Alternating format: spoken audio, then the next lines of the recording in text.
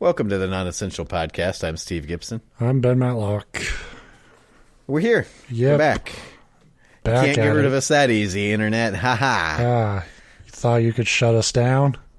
You thought you could kill me with fucking hyperglycemia last week or whatever the fuck's wrong with me? Couldn't happen. Nothing will stop me. You did very well last week, considering you were on the brink of death the whole episode. Yeah, that was really fucked up and scary, actually. Because, like, the last 20 minutes, I'm trying to read that fucking Creepypasta, and I'm just like, I might pass out, like, right in the middle of this shit. And that would be a good episode, too. It would probably be our most listened to. I just hear your cat start eating you. She does that anyway. Well, like, one time I made the mistake of, I think I said this before, but one time I made the mistake of falling asleep with my mouth open, and she just tried to shove her head into my mouth to just like, like, hey, what's in here? Yeah, I guess just see what's up. And like, there's like sci-fi horror movies like that. Fucking wake up with a cat erupting out of my chest. Yeah. So, yeah, and that's a story for another time. But this is the Non-Essential Podcast. We tell each other stories every week. They're about fucking whatever, all the time, forever. It's a Creepypasta podcast, because that's all we do anymore. Yeah. It's a pandemic, resources are limited. We can't just go to Wikipedia anymore. You got to drive there. Right. So, and that's not safe because, in-person masking distance and whatever. Yeah. Yeah. So until we get back to normalcy, which we've been hearing for, fucking years, creepypastas it is. So yeah, of course, that's what I have this week.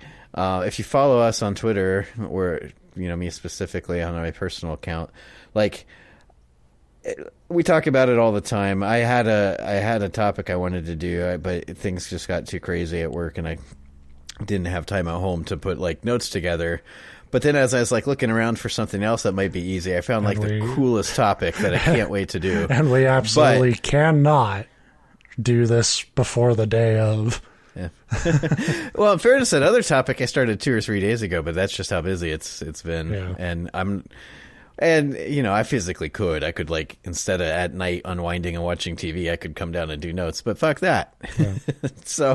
But I found another topic, and I can't wait to do it. It'll be cool. So if you hate me and my creepypastas, because I'm particularly bad at reading them, tune in a couple weeks, and I'll have a non-creepypasta. But that's what I've got today. I don't know who this one was by. It was unattributed. But I picked it specifically because I know I'm going to stumble over the name of the main character because it's in the title, and Ben just loves it when I can't pronounce the names of the people that I purposely pick out myself. So today I've got the Gallery of Henri Beauchamp, although I may pronounce it Beauchamp or Beauchamp because I don't know. He's Henri B. Beauchamp. Cardi B's great-great-grandpa. Beauchamp. If you go into this one tiny, dingy, one-story bar in Paris, and the right bartender is behind the counter that night, you might be able to see a very exclusive gallery show of the lost works of one Henri Beauchamp. But to get in, you have to prove you're a devotee of the artist. So I fail because I don't even know how to say his name. No, I love Henri Beauchamp. and that's exactly how I would sound to somebody from Paris too. Like, yeah, I'm not ignorant of my ignorant American ways. You would go into this Paris bar and order a Budweiser, and like, take me to the Beauchamp. Where's this Beauchamp guy? Henri, because it's Henry with an I, of course. Henri Beauchamp. That's who I'm here to see, Henry. Fella. You'll be asked in clear and perfect English, so better than what we can do. What would you like to partake of this glorious night? That's when you turn around and go to the bar next door. That's when, like, yeah, that bartender's a pimp. Answer absinthe, no matter what. And again, the correct answer to what would you like to drink is never absinthe. But whatever. If you want to die, there's very few equally effective liquors. If you order any other drink, from whiskey to water, it will kill you as you sleep. Which seems unfair, because what if I don't care about Henri Beauchamp and I walked in here and I just want a fucking drink? Like, I'm not trying to take your test. I just want some water. Or whiskey, or both. I don't know. I feel like if you go into a bar and just want water... Yeah, that's fair. I should have just said whiskey, because that will everybody get you know... Anybody that listens to the show or follows me on Twitter knows I would never order water. It would always be whiskey. Yeah. But... I could be in the fucking desert, and if the only sign of civilization I found was a bar somehow in the middle of nowhere, I would guarantee that I ordered like something that's going to add to my dehydration. But it'll taste delicious on the way down. The next question will regard the type, and you must answer one of two things. The stuff that man himself cannot bear to take, or the good stuff, the best stuff. That's a pretty easy one. I like the second one, because that seems like it was added specifically for Donald Trump. Like, the stuff that man was not meant to touch, or that good shit, yo.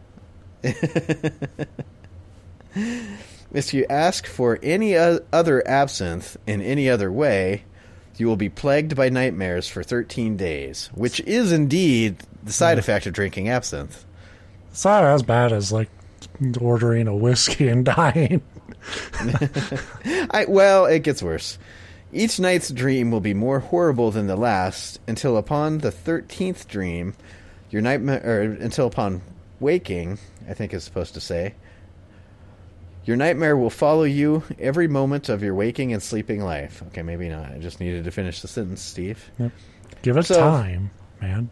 Although, yeah, I mean, you're still right, because it's like it gets so horrible until you can't imagine it, and then it follows you around in real life. It's like, it's still at least a step better than dying. Yeah, I feel bad all the time anyway. Right. So... And now, next time I go to some weird Paris bar, at least I got my nightmare friend with me. I'm not there alone. Don't try and cheat the barkeep. The door locked behind you. You have to drink what he gives you, doom or not. That such a powerful man granted you audience should be enough. I often go into bars, order drinks, and then walk out before drinking them. Especially if I have no idea that it's going to kill. See, I like this. This whole paragraph was added. Here, let me finish it real quick if I find my spot again. Besides, I've often heard that the dying complimented his drinks in their death throes. But it basically was added to be like, well, what if you accidentally ordered wrong and you realize you ordered wrong, so you just leave without dying? It's like, so that hinges on this idea that you know this whole formula, but you fucked up. Like, well, that's what we're reading for, to get the knowledge. Right. And so me and you and all of our listeners now know we're supposed to order absinthe, and it's supposed to be the good stuff, the best stuff. But when I walk in and they ask me, and like my instinct kicks over, and I'm like, I would like a margarita. Fuck. Well, I'm gonna try not to drink this. Hey, dude, your door's locked. Like, hey, buddy. I'm still trapped in the bar here. But we know it's going to kill us, but at least it's going to be one damn good Bahama Mama. Like, as you're dying, you're like, that's so fucking But what if you good. start drinking it, but you just stay in a, like, state of, like, oh, no, I didn't finish it. Could you top it off? You know, I'm just getting wasted forever. You order the bottomless margaritas. He's like, fuck, why did you have to come in on Margarita Wednesday?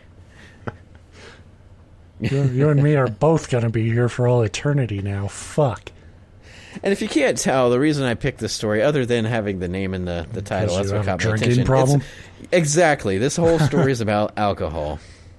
If you make it that far before sealing your fate, the bartender will say, "Be sure you handle this with care. This is the finest I have. From here, you may do one of two things." Call him a bitch. Punch him right in the face. Keep him coming, pussy. Start tugging on his handlebar mustache that you know he has because he's clearly a hipster. Say word for word, "I overestimated my fortitude, and I bid you a good eve." If the barkeep nods, you may leave the door you entered unharmed and with nothing gained but nothing lost. This is all just specific phrasing for shit you might say anyway. It's just like, actually, never mind. Like, this is all video game dialogue. Yeah, exactly. Actually, because it's all phrases that you would... I mean, it's all, like, meanings that you would say, but none of it is worded how any actual human being would ever say it. So you're, like, likening it to video game dialogue is perfect. Because how many games have you played where they're like, you get to choose your own dialogue, and then it's like, none of these things are anything that anybody would fucking say. Or worse, and I think it was a Telltale in their games, which I generally liked. I'm playing Witcher 3 again right now, and it does it to an extent, and I think Mass Effect did, where it'll be like, here's your options, be like, not in agreement, or say no, and you're like, say no, and then your character actually says something like, that's fucking stupid, I'm going to kick your fucking ass, and you're like, whoa. If you think I'll do that. Yeah, and you're like, that's not at all the tone I wanted there. I just wanted to say I'm busy. Right. But, yeah, so that's a good analogy here. It's you just have to know the choose your own adventure phrases to say. So he may let you go, or you can go on. You will be given a glass with a 7-sided rim, with each side twisting ever so delicately around the basin until forming a sleek and simple handle. I tried for like 5 minutes. I can't picture what the fuck he's talking about here, or she, I guess. The author. Yeah, they have I'll have to think about that overnight. They have a very specific piece of glassware in mind that I am not gleaning.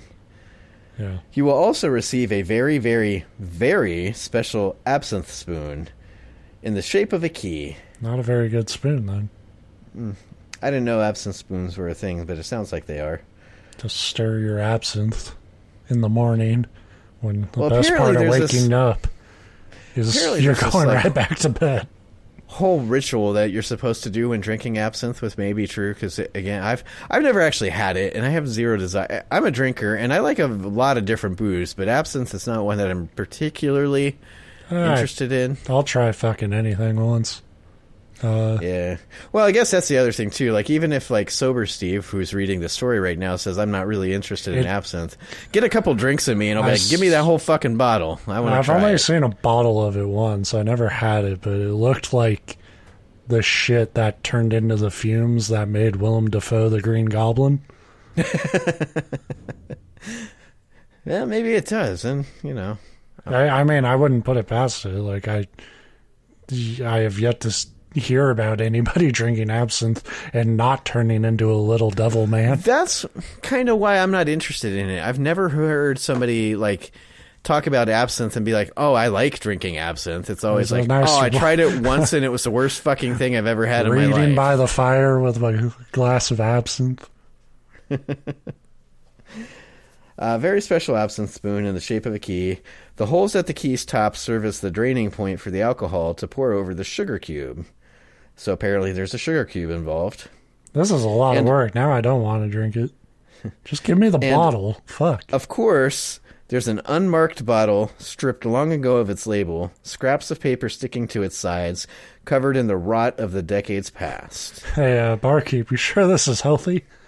There's like worms and shit in it. This is something I've experienced. I think a lot of people that drink, like regularly or too regularly, as perhaps my case, have where you're just like somewhere.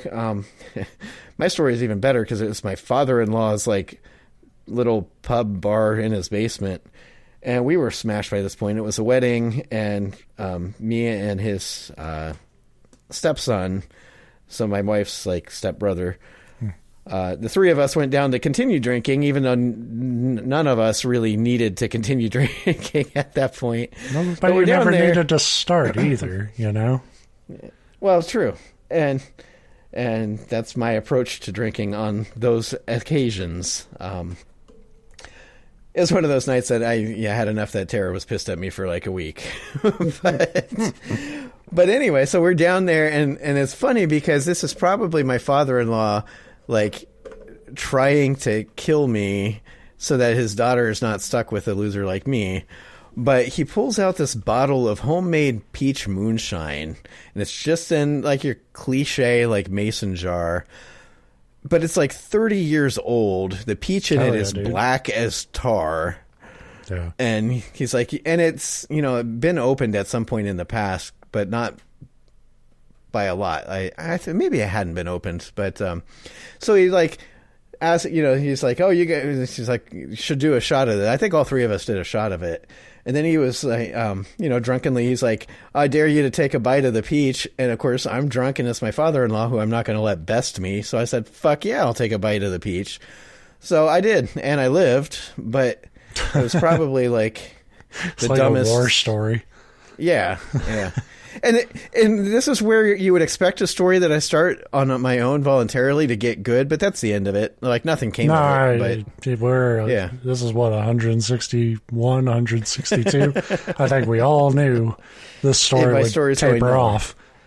But my point is, we've all been in situations where this like mysterious bottle of alcohol that one look tells you you have no business drinking it, like appears, and of course, if you're a drunkard like me, your first thought is, I have to drink that. So I guess that's how. I mean, but that's how I broke into drinking when I was a kid. Like, right. You know, what was in the fucking bar in my parents' house? Like, you know, all their shit was, you know, upstairs. The bar was barely touched.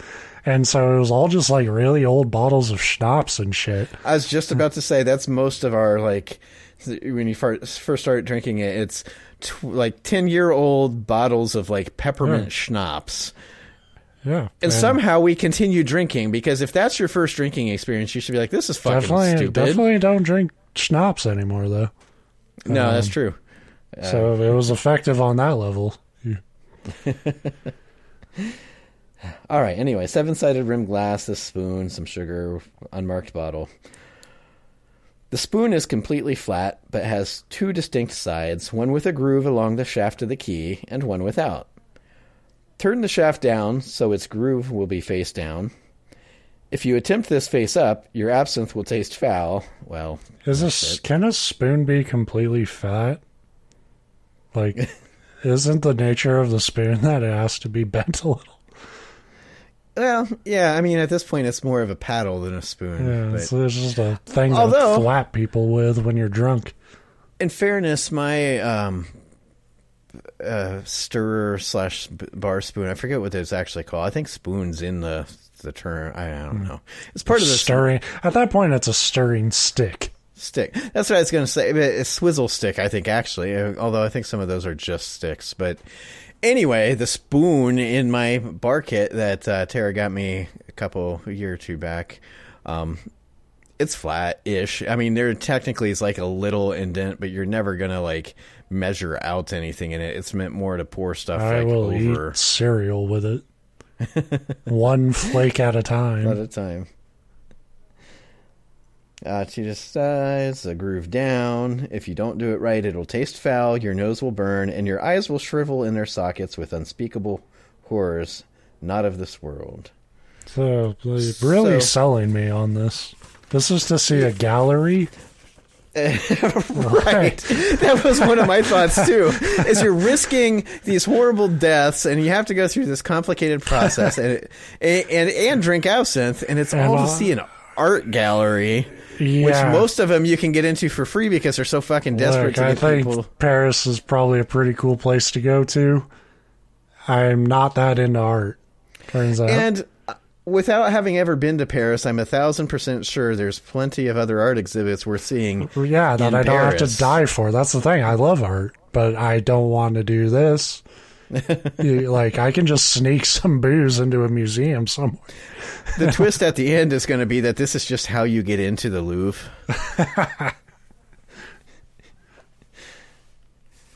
Now, if your spoon is the right way up, begin preparing the absinthe as one would. Obviously, you put the sugar on the spoon and pour the alcohol over it so it gains its color and special qualities. Say cheers to your friend, the barkeep, and bottoms up. If you don't, the absinthe will burn every innard it touches with the power and pain of sulfuric acid. But if you don't drink it, then how's it going to burn your innards with, like, acid? I don't know. Whatever. I dare the bartender to drink it.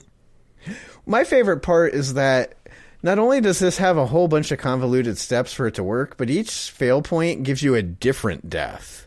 Like, but they're always the same. It's like it's always the worst death. You know? Yeah, I mean, I'm mostly just picturing the dudes from Raiders of the Lost Ark once they open the Ark, but the dudes, the bros, come out. Yeah, the bros, the cool guys that got the short end of the stick. If you've done it right, the already dim lights will go off and darkness will consume the bar. Don't be afraid. The darkness is the cue that you've been approved for the exhibit. Wait out the darkness and keep silent as the dead, lest the bartender decide to make you so. What's again, this guy's like such a dude. It's like, you passed all this time. Oh, he sneezed. Fuck Bang. You. Just in the darkness. Yeah, that's fucked up. I didn't do shit. Except say, hey, who turned off the lights? That's right. Eventually, not too long, 2 or 3 minutes, a green floodlight will shine brightly on a door on the far wall of the bar. The bar will be bathed in green, and not just from the floodlight. Little luminescent spheres will gently drift through the room, and the barkeep will no longer be there, nor any of the other unassuming patrons inside before. Which, when I read that line earlier, I just loved the thought that, like, you're picturing all these steps in, like, this mysterious bar. It completely, like, left my mind that there's probably other patrons in there this whole fucking time, too. So that's part of the test. You have to say all these douchey things in front of other people. They're all snickering. Yeah. Except for the ones that said it wrong and they're just piles of dead skin. Like, whatever. Although there's piles of dead skin at every bar, so whatever. There's no danger at this point. Consider it a safe point. So like a video game like the typewriter rooms in Resident Evil. If you didn't finish the absinthe, you don't have to, but you might need the alcohol. Either way, take the spoon and put it in the keyhole of the green-lit portal's doorknob. It will fit perfectly. And I love that, too, that they bother to say it'll fit perfectly, because... Well, it would be much more funny if you went through all this. You're going to have to wiggle it. You're going to have to really fuck with it. No, just jiggle the handle. I swear it works. Tilt it at a 45-degree angle. Let me finish the absinthe. I'll show you. I can always open my car door when I'm drunk, okay? That's a terrible skill to have. Anyway. Fit perfectly and reach the end of the keyhole with a resounding click. I love that too, like resounding. So you'd think it'd be like a big sound. It's like resounding, click. Click, fuck it. So it's not just click, it's a click. Inside a small elevator with the most beautiful woman any mortal eyes can imagine. My eyes don't imagine much, my brain does. Bathed in green glow is just such an... in just such an angle that the light refracts beyond her into the shape of wings. The green fairy herself will ask you, going up? So you have this beautiful, ethereal creature, and she's just a fucking elevator attendant? Yeah. That sucks.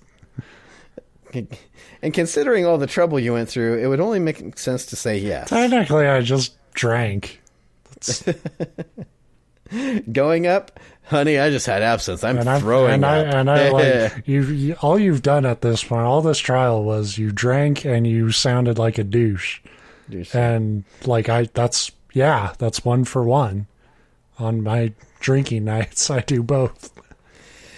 And I was, like, utterly shocked that when it says that she asked going up, you didn't have to say, yes, like the sun on a summer's morn. Verily. Verily. That's the word this whole story is missing. Verily. Verily, kind wench. Now you have one more hurdle to clear. She will ask you as you cross the line from the bar to the compartment, how would you compare Beauchamp's surrealism to that of, say, Rene Magritte? Van Gogh cut his ear off. Yeah, that's about the only art-related thing I think I could respond with. Yeah, he's dead now, too. It's wild. At this point, you are fucked up on absinthe, so this is true. Pretty much how the conversation would be going. I'd be like, Beauchamp, is that like a boxer? That fucker was in my 3rd grade math class. He's a jerk. For your reply, you must say, I've come to see more than art tonight. You fucking perv. I know, that's exactly what that sounds like. I mean, like, what are you, James Bond? Like, what kind of line is that? Most of our dads that frequent bars would pass that test with flying colors. Yeah. All right, Dad. I mean, maybe it's just mine. I need you to go in and just be a sleaze. If you don't, the green floodlight will blow out, the doors will slam shut, and the elevator will plummet a seemingly infinite blackness before a red light grows brighter as the elevator nears the very depths of hell. So, yeah. Maybe you meet Bill and Ted there, though, because I think there's Bill and Ted go to hell. Yeah, it's like the second one. Okay, I've only watched bits and pieces of Bill and Ted. I assume John Wick is the sequel to it all. It is. That's what makes it so good. Now, if your elevator begins to go up, the green light will also fade, but in its place will be the cool glow of the moon. But before you even recognize it, the elevator will reach the top of its, well, let's call it a shaft to not get too intricate. You explained a fucking glass. That's exactly what I was like an M.C. Escher painting. But you won't tell me how the elevator is moving? Fucking even Roald Dahl figured out, like, it just moves. It flies and shit. Because we're once.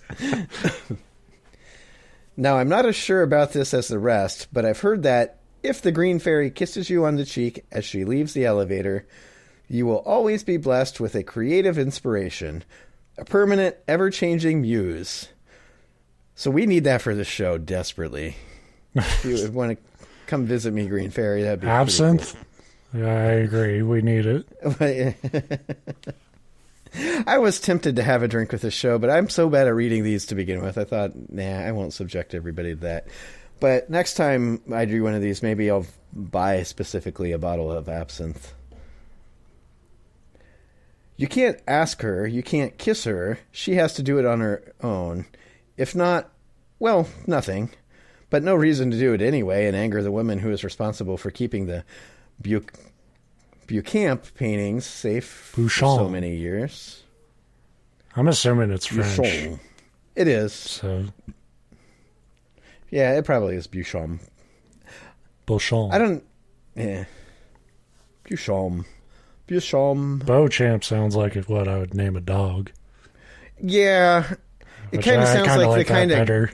I like the idea of like a bulldog with a bow tie who painted all this shit.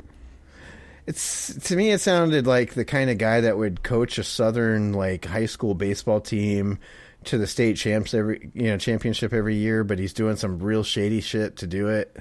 Like, Beauchamp is a disgraced high school football coach. Right.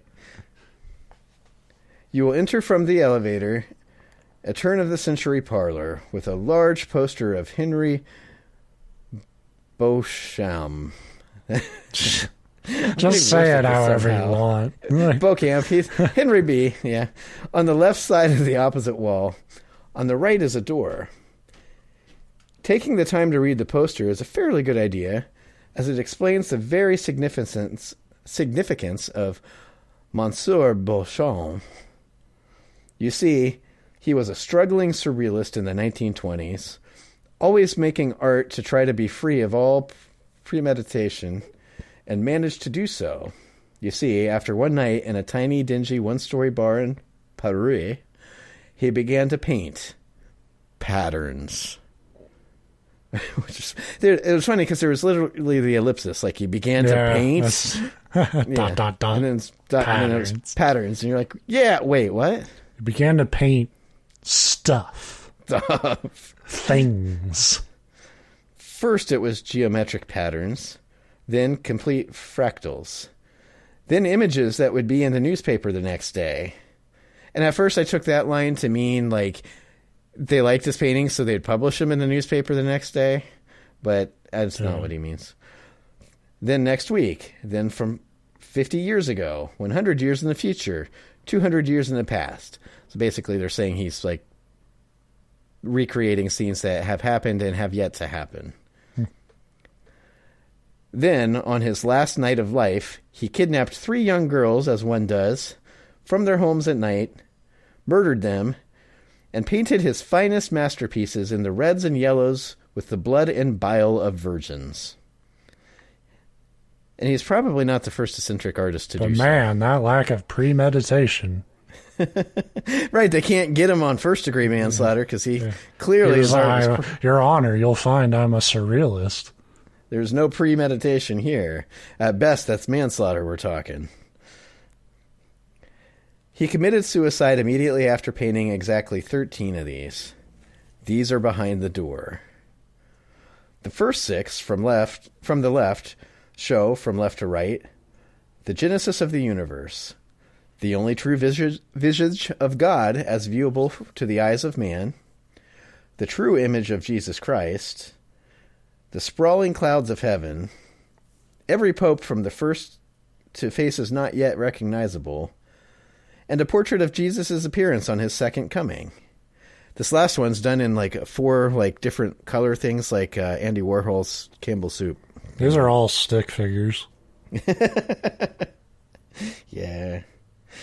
The other 6 on the right show, from right to left, the cataclysm of the universe, the only true visage of Satan as viewable to the eyes of man, the true image of Judas, the sprawling flames of hell, every human embodied demon from the first to faces not yet recognizable, and a portrait of the Antichrist in his second coming. Wait, did he have a first? Yeah, well, I don't know. I guess it depends on your specific beliefs and interpretation of the Bible. He appeared to Jesus in the, I should know what these are called, but the trials where he tried to tempt him into whatever. So at least Jesus has apparently seen him, if you believe the Christian Bible. So that was specifically the Antichrist. It wasn't like Satan. Well, see, that's. I don't know why I'm like asking you to take me to Bible school, but I think the Antichrist and Satan, at least here, are used as the same thing, because it starts with, just like the first one started with Jesus like as he was, and Jesus as he's coming back, and then this one starts with Satan and then says Antichrist. So I think that they're talking about the same thing. And in my mind, they've always been the same thing, but I'm not I'm not a Bible scholar, so. So 6 and 6 makes 12, but what of the 13th? The 13th painting is turned around on its wall pin, the image facing the wall. The space around it is roped up at a very wide diameter, and under the flipped image is I've got actual paper notes tonight, so they add some class if you're hearing that in the background. There is a sign in 3 languages. The top is in the scriptures of the seraphim, the bottom in the runes of the highest demonic orders, and in the middle, in Roman letters, it says, "Do not touch." So I like to think like the angelic and the demonic letters also are just like, hey, angels, don't touch this, and you either, demons. Now, like the kiss, I can't say this part with as much certainty, but all the same, I heard that somehow, as he died, Beauchamp flayed his skin, his organs, his very soul, into some sort of collage. How he took his dead body and created such a horrific masterpiece, I could never say, nor would I ever dare to. So, if you make it, maybe you can flip the canvas over and tell me sometime. You can tell me about it over a drink. The end. You sure know a lot about this for a guy who didn't fucking flip the painting. This is an anonymous story. I did not write... Oh, you don't mean me specifically. No, I mean you, Steve. You told me all that shit, and then you're telling me what to do? You tell me what's behind the painting. God damn it. I like that it's just like, yeah, it's roped off and says do not touch. So flip it over. It's like, well, but after all your other fucking rules, like, no. Literally everything in this process kills you if I don't do it a very specific way. A sign says do not touch, and you're telling me to touch it? Like, yeah. That's the stupidest idea ever. Right, there's no way I'd flip that over. But, I probably would. I feel like if I'm willing to court death that much to see some guys like Bible paintings. Plus, if you go back downstairs, they might make you drink more absinthe, and it's like, fuck, I do. I stole the bottle before I got on the elevator. You saw the Green Fairy. I kept trying to get the Green Fairy to drink it with me, and like, hey, let's go fuck this gallery up. You want a swig of this? Yeah. I heard there's a painting you're not supposed to flip over. I'm going to flip it over anyway, though. I don't care. I don't even care. What's this Beauchamp guy going to do to me? We're in Paris, and I'm wilding out. All right? Yeah. I mean, they can't send the cops after you. They've got such stupid sirens. Apparently, I'm in hell, so... Yeah, come get me. That's the thing. To go back to the very first paragraph, it says, if you go into this one tiny, dingy, one-story bar in Paris, and the bartender, blah, blah, blah, it goes on for there. The truth is, if I'm writing an instructional how-to, it's, if you go into this one tiny, dingy, one-story bar in Paris, turn around. Like, although that's not true. I love dive bars. Yeah, they're great. Yeah. I would say, go in and order whatever the fuck you want. Maybe not absinthe. If you do order absinthe, don't order the fucking the good shit, the deep shit. But I was just thinking, what it would be like if you were the one other patron in the bar, and you're off in the corner and you watch all this happen, and the bartender doesn't acknowledge you at all. You're just drinking, and then just this guy goes through this whole fucking ritual. And then disappears in an elevator with a green fairy. Yeah. You're like, yeah, but that bartender's the douche anyway. Yeah, I mean, I'm not we're not friends. But that's... The funny part is, I think you're exactly like me in this. It'd be, weird, but I probably would barely acknowledge it. I'd just be like, huh. I would just assume, yeah, it must be some VIP shit. I don't know how this place is allowed to have a VIP section, but... I didn't make the magic elevator, so... Where I'm confused is because I kind of had misremembered and thought, you go in and to initiate this whole fucking thing, I thought, maybe you set a password to the bartender, and then he said... But no, it says you go in and the bartender says, what would you partake of? And you have to answer this, and if you don't... And it's well, then how are there other people sitting around drinking shit? Why did they get to have a normal drink, and I'm stuck fucking drinking absinthe? I think the idea is that this bar is, you go in and it's empty. That's why it's funny to me. If there's just... it was a normal bar. But it specifically says later on that, after the lights dim and come back up, the bartender's gone and so are all the other patrons that were in the bar. Huh. Yeah. Yeah. So that plot hole... Or you're picturing one of these things where, this is actually how I picture it, because a lot of these kind of horror stories happen this way, where it's you go in, other people went in, but this is the demon bartender that just appears for you. It's just all these things kill you. If you order the wrong thing, you die. If you order the right thing the wrong way, you die. And I would just be constantly through coughing up blood, being not, what did they order? I want that. They're not dying. Right.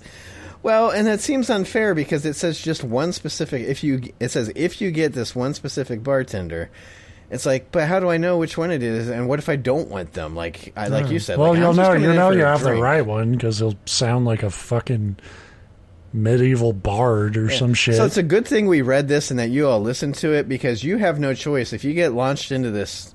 Like, it's either going to kill you or you have to go through with it. And you're just sitting here like, fuck, I just wanted a Budweiser. Like, I'd be so fucked because I just heard all of it and read along with you. And, like, if you, what would you partake of? The good shit. It's like, oh, you were supposed to say absinthe first. I like got that big green shit, you know? But when he tries to kill you, say, oh, but you didn't say Simon Says. And then the demon goes, fuck, you got me. And you win. My last words would be like, he wasn't even that good of a painter. Yeah, because that's the other thing. I like to, it's not implied in any way, although maybe it, like, is how it was pictured, but this douchey bartender has to be this Beauchamp, right? Right. I mean, like, nobody should have to die for your fucking lack of talent, you know? I love, though, that when inspiration first struck him, it was, he started drawing wallpaper patterns, is how I pictured it. Yeah. I was drawing plus signs over and over. I will call this one Houndstooth. And they're like, Henry, that already exists. You're wearing a Houndstooth suit. I call this one Starry Night. And they're like, that already happened, dude. Yeah. It's like, yeah, I did. That you can see I'm a seer. It's like, no, you're an art forger. No, you're a fraud. I like that one. That was a fun one to riff on. I thought I'd spare you, and I did actually read through the whole fucking story this time. We like to do this, like, we'll just kind of read it and see if it seems interesting and go in blind. That's bit me in the ass every time I've tried to do it, and it always, like, makes you look like a genius, so I was sick of that, and I was like, I'll find one that, you know, I'll at least make sure this doesn't get to the end and it's like, it phone turn on you, haha, and you're just like, what? Oh, yeah, one of those inside joke things. If I had friends, I would know what one of those was. I've heard of them many a time. The insider joke. We meet again. The humors of the interior. Humors of the interior. Sounds like a knockoff Tom Clancy novel. I thought it sounds like something that they would have said back in the, like, 1800s when you had to fart. Humors of the posterior. When you're gassy. Excuse me, I've got the humors of the interior. I will be in the other room for a few minutes. It sounds like, you know, verily, enemy at the gates, you know. I got humors at the interior. If I had motivation, just before you shit your pants. If I had the motivation, I'd go and sit down, like, after we get off here and write, like, start my very serious espionage novel and then title it Humors of the Interior. And then, because there's no such thing as subtlety, I would name, like, my operative Joker or Jester or something like that. Anyway. Clowny. Yeah, he's a spy that moonlights for the Browns. Yeah. Well, yeah, that was fun. Anyway, that was good times. Yeah, so we hope you enjoyed it. Come back next week. It probably won't be as good, but who knows? Maybe we'll double down. I love that we start off like we wanted to do something good, but we just did his work, so we got this. And then we end with, tune in next week, it'll probably be worse. Like, we're the greatest showman on earth. We should be played by, what's his face? Wolverine.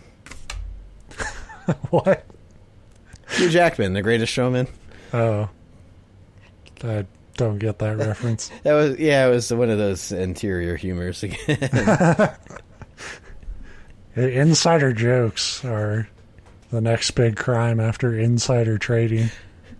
Well, if you've ever seen a politician try to make a joke, it should be a fucking crime. Yeah. I guess insider trading's not just politicians. It's mostly let's be real. It's politicians. It's like the square and rectangle thing. It's like not all squares or rectangles or whatever. I would actually be shocked if there's one person who got busted for insider trading who wasn't hanging out with politicians. Oh, I was like, glad you hanging out, because I was gonna dive on you and say Martha Stewart, because she's not a politician, but she probably was hanging out with politicians. Yeah, like you're connected. Yeah. I don't know. Fuck. We're going down insider trading rabbit holes now. Yeah. The show's over. Tune in next week for our 60 Tune minutes. in next week when I'm busted for insider trading. Live on air. Cops breaking down my door.